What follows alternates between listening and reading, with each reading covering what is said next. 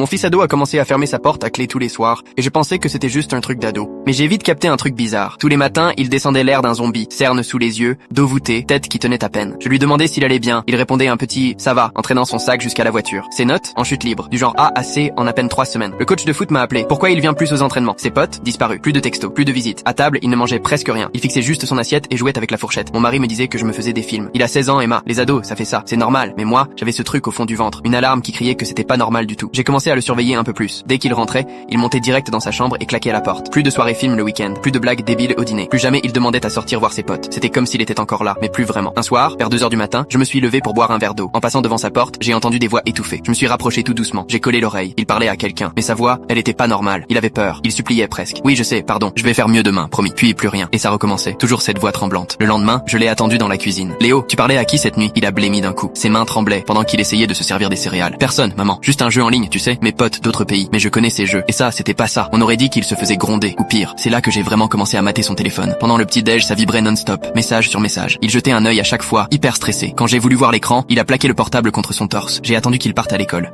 Puis je suis allé sur notre compte famille en ligne. J'ai vérifié ses appels et ses textos. Et là, j'ai eu le souffle coupé. Plus de 400 messages entre minuit et 4 heures du matin. Tous les jours, depuis 2 mois et demi. Et toujours le même numéro. Mais le pire, des appels de 2 heures, pile à minuit, qui se finissaient à 2 ou 3 heures. Tous les soirs, sans exception. Quelqu'un empêchait mon fils de dormir, volontairement. J'ai pris mon portable et j'ai appelé ce numéro. 2 sonneries. Puis une voix, douce, trop familière. Coucou mon chéri. J'ai reconnu tout de suite. C'était ma belle-mère. C'est mamie. J'espère que tu n'utilises pas ton téléphone pendant les cours, Léo. Tu connais les règles de la famille sur l'éducation. J'ai raccroché direct, le cœur en vrac. Puis j'ai rappelé. Maman? Oh, salut ma chérie. Tu vas bien? T'as l'air bouleversée. Tu l'appelles toutes les nuits? Gros silence. Puis elle dit, ben oui, quelqu'un doit bien veiller à ce qu'il reste dans le droit chemin. Vous, avec vos vies bien remplies, vous laissez tout passer. Je lui ai murmuré, tu es en train de lui ruiner la santé. Et elle, glaciale, je sauve son avenir. On a changé son numéro le jour même. Une semaine plus tard, il dormait enfin comme avant.